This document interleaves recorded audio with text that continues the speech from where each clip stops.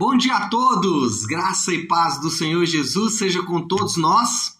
Uma ótima quarta-feira para todos. Hoje é dia 27 de outubro de 2021. Seja muito bem-vindo ao nosso devocional de hoje. Nosso tema hoje será o centro da vida.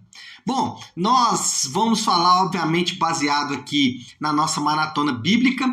Estamos finalizando mais um dos nossos livros, estamos finalizando o livro do profeta Ezequiel. Hoje nós vamos dos capítulos 45 e 46, amanhã 47 e 48, e aí finalizamos então mais um livro, né? Mais um nessa nossa longa maratona de leitura bíblica. Então finalizamos amanhã com Ezequiel 47 e 48. Mas hoje nós vamos falar de Ezequiel 45 e 46. Mas quero deixar aqui uma dica para vocês. Nós estamos lendo os provérbios juntos, né? Já terminamos também os salmos. Estamos lendo também os provérbios. E hoje é o provérbio de número 3. E é literalmente um provérbio fantástico. Então depois você lê lá com calma. Eu creio que vai acrescentar muito a sua vida. Confesso para vocês que eu fiquei bem tentado a fazer o devocional hoje baseado em provérbios, porque de fato o provérbios número 3 é lindo, é fantástico. Bom, mas vamos de Ezequiel 45 e 46. Lembra que Ezequiel, desde o capítulo 40, ele está falando ali do que nós poderíamos dizer da restauração da adoração na nação de Israel. Só para você contextualizar, Ezequiel está escrevendo a partir do exílio babilônico. Naquele momento, Jerusalém e o templo completamente destruído, a nação completamente destruída, tanto o reino do norte como o reino do sul. Não havia qualquer vestígio da nação de Israel, não havia qualquer vestígio do povo de Deus. O povo de Deus estava espalhado por toda a terra. E aí, Deus vem traz uma visão para Ezequiel de uma restauração que naquele momento parecia impossível. Ezequiel estava falando, gente, de construir templo, de restaurar o sacerdócio, de restaurar a liderança. Meu Deus, isso era impossível, literalmente impossível do ponto de vista prático. E Ezequiel, e aqui é o mais importante, né? Ezequiel sequer viu tudo o que ele profetizou. Ezequiel não presenciou nada daquilo que ele profetizou. Então, isso nos ensina bastante, ensina muito. Bom, dentro dessa visão de Ezequiel sobre o templo, sobre a restauração do templo, ele já falou como o templo vai ser, ele já falou como os sacerdotes vão ser, e agora a profecia vai tratar da localização do templo e da restauração das ofertas e do sacrifício. Lembra que o templo original ele ficava em Jerusalém, lá no monte, em cima do Monte Sião. Só que esse templo aqui, ele tem uma nova localização. Esse templo, ele deveria ficar exatamente no centro da terra, indicando a centralidade de Deus. Então, a primeira coisa que a gente vai observar aqui nesta profecia de Ezequiel é exatamente essa localização central do templo. E essa localização central do templo não é por acaso. Deus, ele trabalha com o seu povo não só com informação, mas também com formação. Por isso que tudo na vida de um crente, tudo na vida do crente tem importância. Nada é por acaso. Nada pode ser tratado como se fosse insignificante. Não, tudo tem um propósito. Para a gente poder dar um exemplo aqui, os cultos das nossas igrejas, cada momento do culto, o momento das orações, o momento do louvor, tudo isso é importante. Isso não pode ser descartado, isso não pode ser tratado como insignificante. Nós não podemos tratar áreas da vida do crente como insignificante. E aqui, a própria localização do templo era formativa. Não era só uma informação. Deus não falou apenas assim, olha, construa o templo em determinado lugar. Não, ele falou construa no centro, porque eu quero não só informar, eu quero formar em vocês o fato de que Deus, ele ocupa centralidade da nossa vida. Deus é central na vida do crente, nós devemos sempre nos lembrar disso. E quando a gente fala que Deus, ele é central na vida do crente, nós queremos dizer que do centro flui todas as coisas. Então, o casamento do crente, ele precisa obter do centro o seu vigor. A vida financeira do crente precisa obter do centro o seu vigor. A vida espiritual do crente precisa obter do centro o seu vigor. A vida ministerial do crente precisa obter do centro o seu vigor. Saúde, família e assim por diante. As várias áreas da nossa vida, ela precisa obter deste centro o vigor para existir. Por isso que por isso que o templo no centro da terra transmitia uma informação, mas também uma formação. E nós precisamos lembrar sempre disso. Deus é central na vida do crente. Bom, em segundo lugar, além da localização do templo, havia também a restauração de um momento importante. A Páscoa devia ser celebrada, indicando a libertação de Deus. Olha o 45:21, e diz assim: no 14º dia do primeiro mês, vocês observarão a Páscoa, festa de 7 dias, na qual vocês comerão pão sem fermento. Lembra de novo, importante falar isso. Ezequiel está escrevendo para um povo que nesse momento não existe. Ele está escrevendo para um templo que não existe. Ele está falando de uma festa que naquele momento não tinha qualquer significado para ser celebrada. Agora preste atenção. Celebre a libertação de Deus na sua vida. O que Ezequiel estava ensinando para aquele povo, o que Ezequiel estava tentando mostrar a partir da profecia de Deus, a partir da mensagem dada da parte de Deus para o povo, é que vale a pena celebrar a vida, mesmo quando aquilo que está acontecendo na nossa vida não indica uma celebração. Então, olha só, o povo estava lá, exilado, o povo havia sido derrotado, humilhado, perderam o seu território, perderam o seu lugar de adoração, perderam a sua identidade como nação, perderam toda a sua comunhão como povo de Deus. Ou seja, esse povo estava completamente afastado daquilo que era a realidade de Deus. E Ezequiel está falando, olha, haverá um dia em que vocês vão celebrar a Páscoa, vão celebrar a libertação do Egito. E aplicando isso para os nossos dias, nós temos motivos e motivos de sobra para celebrar. Nós devemos sempre, como filhos de Deus, celebrar aquilo que Deus nos deu. Então, celebre vários motivos que você tem nessa manhã. Se você não tiver nada para celebrar, se você falar, pastor, não tem nada para eu celebrar, eu não tenho saúde, eu não tenho família, eu não tenho dinheiro, não tenho nada para celebrar. Então celebre o dia que nasceu, celebre esse dia fantástico que Deus nos deu para viver, celebre o fôlego de vida que Deus deu para você nesse dia, celebre aquilo que o Senhor fez na sua vida. Ezequiel está falando para o povo, olha, nós vamos celebrar de novo a libertação de Deus, num cenário em que não tinha literalmente o que celebrar, mas ele estava ensinando aquele povo que o Senhor sempre nos dá motivo de celebração. E em terceiro lugar, primeiro, a localização do templo central na vida do povo, a restauração da festa da libertação, mostrando que o povo devia celebrar. Em terceiro lugar, a terra é abundante, indicando que não existe necessidade de avareza.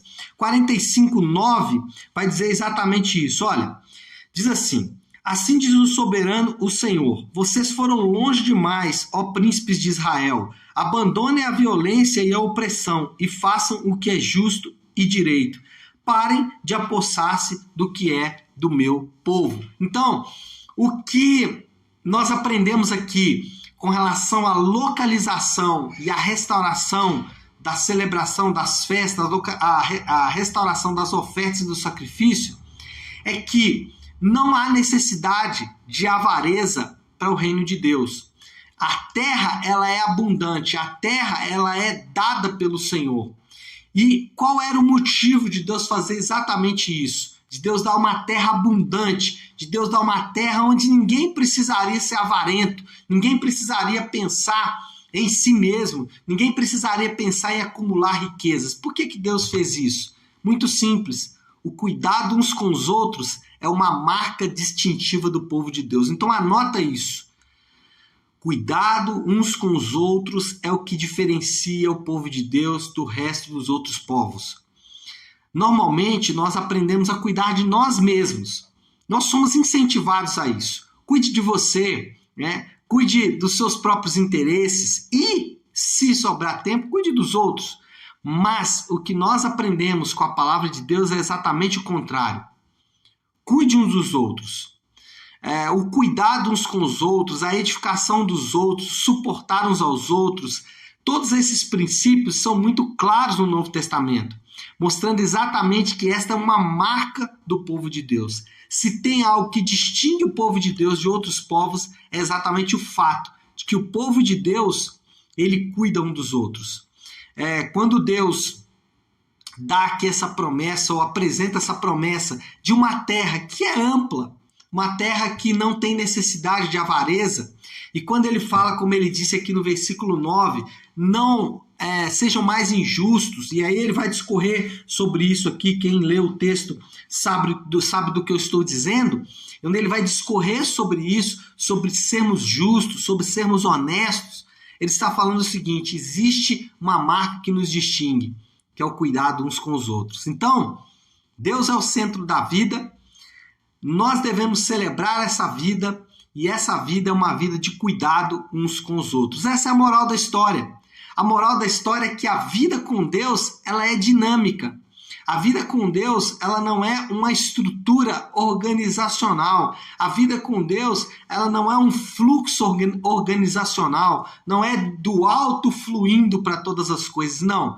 A vida com Deus, ela é dinâmica. Deus está no centro.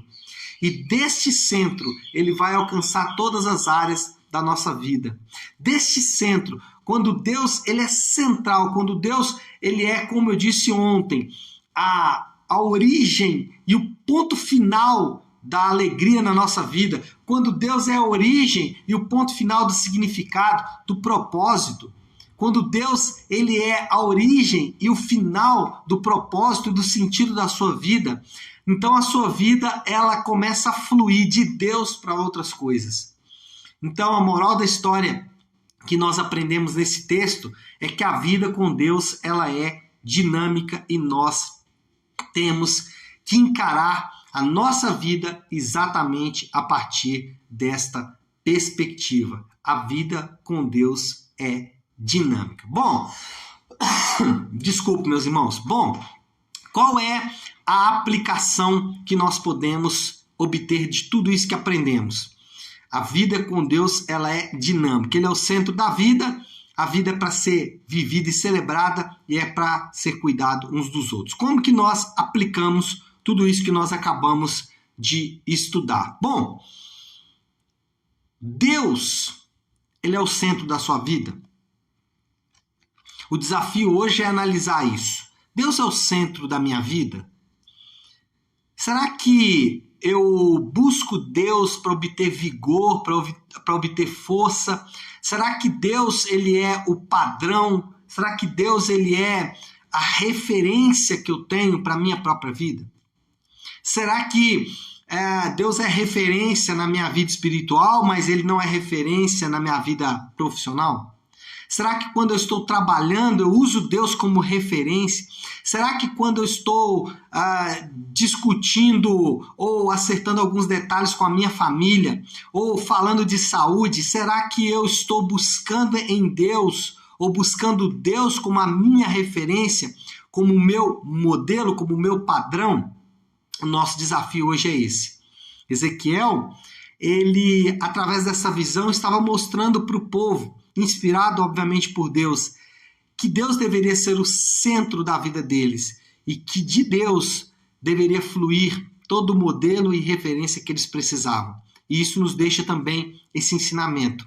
Será que Deus é o nosso modelo? Será que Deus é a nossa referência? Será que Deus é aquele centro que nós buscamos para obter dele todo o conhecimento e tudo que nós precisamos para tocar a nossa vida? Se a sua resposta for um sim, isso é ótimo. Então, faça tudo para que isso continue dessa forma. Não desanime, não perca as esperanças, não, em meio a lutas e dificuldades, não deixe esse princípio, essa verdade para trás. Coloque isso como verdade na sua vida. Deus como centro da sua vida, ele é a origem e o destino do significado e do propósito da sua vida. Agora, se por outro lado você fala, nossa, eu acho que algumas áreas Deus não é o centro. Ele é até de algumas áreas, mas de outras áreas ele não é.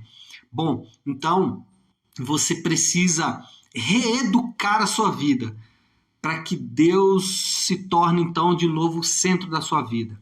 Reeduque as suas decisões, reeduque os seus pensamentos, reeduque as suas atitudes, ações e principalmente reeduque as suas vontades nas áreas em que você sabe que Deus ele não está sendo o centro, ele não está sendo a referência, o modelo e o padrão.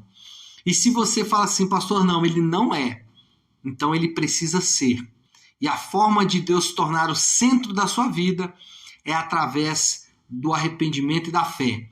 É confiando plenamente em Jesus e arrependendo-se dos seus pecados, para que então você possa entrar nessa dinâmica, onde Deus passa a ser o centro da sua vida e de onde você passa a obter não só modelo, mas também referência para a sua própria vida, tá bom? Bom, então é isso. Eu acho que podemos já orar sobre tudo isso que falamos. Então, se você puder agora, pare aí um instante aquilo que você está fazendo e vamos juntos buscar a Deus em oração. Nosso Deus, Pai de graça, Deus de amor e toda misericórdia. Senhor, nós nos apresentamos agora diante do Senhor, na convicção que temos, Pai, de que o Senhor nos ouve. Nós não estamos falando com qualquer um, nós estamos nos dirigindo ao Rei do Universo. E nós queremos louvar ao Senhor porque podemos fazer isso através do acesso nos dado por Jesus. Jesus nos promete em sua palavra que nós poderíamos acessar ao Senhor através do sacrifício dele na cruz do Calvário. E fazemos isso na convicção que temos de que o Senhor nos aceita plenamente em Jesus. Pai, nessa manhã eu quero orar segundo esta palavra. Uma das coisas que o Senhor nos ensinou é que o Senhor deve ser o centro da nossa vida, a fonte e o destino do nosso propósito e significado. E muitas vezes nos desviamos desse ideal por alcançarmos ou simplesmente por abrigarmos conceitos que são apenas mundanos. Mas nesse momento nós nos arrependemos e pedimos que o Senhor volte ou que o Senhor faça fluir desse centro da nossa vida aquele vigor que precisamos em todas as áreas. Eu oro, Senhor Deus, por cada um dos meus irmãos que estão comigo nesta manhã, para que eles recebam também, Pai, de Ti, o vigor que eles precisam para superar os desafios e as lutas que eles têm para enfrentar nesse dia e nessa manhã. Eu oro assim, em nome do Teu Santo Filho Jesus. Amém. Amém, pessoal? Bom, então é isso, né? Nós vamos ficando por aqui. Amanhã, às 7h30 da manhã, nós estaremos aqui de volta para mais um dos nossos devocionais, tá bom? Fiquem com Deus, Deus abençoe, ótima, excelente quarta-feira para todos nós.